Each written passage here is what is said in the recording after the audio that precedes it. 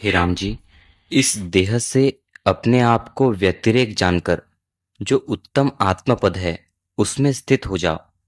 तब तुम्हारा ऐसा परम यश होगा जैसे पुष्प से सुगंध प्रकट होता है। इस संसार रूपी समुद्र में वासना रूपी जल है। उसमें जो आत्मवेत्ता बुद्धि रूपी नाव पर चढ़ते हैं वे तर जाते हैं। हाँ, वासना रूपी जल से पार हो जाओ। बुद्धि रूपी ज्ञान जो करके इसमें तर जाओ। श्रद्धा है ठीक है, लेकिन श्रद्धा के साथ ज्ञान भी होना चाहिए। ज्ञान योग, ज्ञान योग उपासित मत चित्त सततम भव। वासना रूपी गहरे जल में से ना बुद्धि रूपी नाव में बैठ के तर जाओ।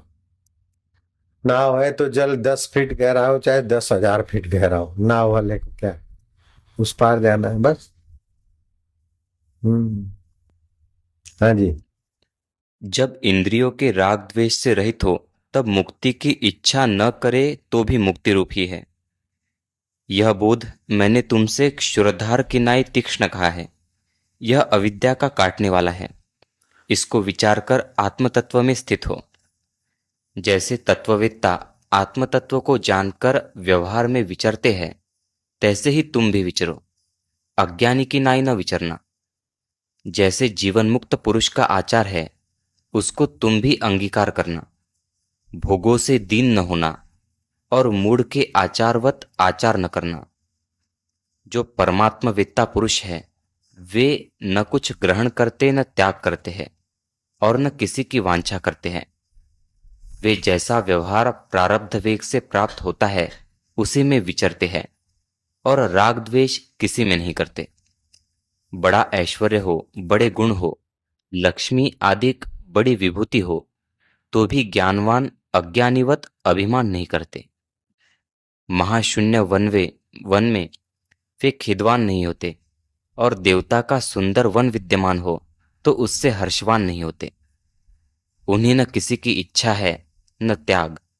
जैसी अवस्था आन प्राप्त हो, राग द्वेष से रहित होकर उसी में विचरते हैं। जैसे सूर्य समभाव से विचरता है, तैसे ही वे अभिमान से रहित देहरूपी पृथ्वी में विचरते हैं। अब तुम भी विवेक को प्राप्त हो जाओ। बोध के बल में स्थित हो और किसी पदार्थ की ओर दृष्टि न करो। निर्वैर निर्मल दृष्टि सहित विचरो और समता सहित पृथ्वी में स्थित होकर संसार की इच्छा दूर से त्याग कर यथा व्यवहार में विचरो और परम संसार शांत की रहो। इच्छा दूर से त्याग के आत्म सुख में यथा योग के विचो, फिर तुम्हारे द्वारा धर्म की सेवा बढ़िया हो। हाँ जी। जगत की वासना से मोह प्राप्त होता है। इससे स्वतः सिद्ध जो अनुभव रूप आत्मा है उसको पुरुष जान नहीं सकता। वासना की प्रबलता से स्वरूप का त्याग करता है और भ्रांति रूप जगत को सत्य देखता है। जैसे ये वासना के वेग से जो वास्तविक में परमात्मा है वो दिखता नहीं, जगत ही दिख रहा है। अच्छा बुरा ये दिख रहा है। अज्ञान और वासना का वेग है। सोना गहने दिख रहे हैं, है पानी तरंग दिख रहे हैं, है सीप चांदी दिख, है मरुभूमि जल दिख रहा है ब्रह्म और आग देश मेरा तेरा दिख रहा है। बुद्धि वैसी हो, वासना त्यागो तो बुद्धि की विश्रांति हो तो ब्रह्म ही ब्रह्म। परमात्मा प्रकाशते बुद्धि योग उपाश्रित मच्चित्त सततम भव। इसलिए परमात्मा प्रकाश। हे राम जी, ज्ञानवान संपूर्ण उपाधि विलास से रहित होकर उस आनंद पद को प्राप्त होता है जिसमें इंद्रादिकों का आनंद भी तुच्छ भासता है। ऐसा विश्वंभर आनंद जो उत्तम पुरुषों से सेवने योग्य है। बंध मोक्ष की कल्पना तुच्छ है।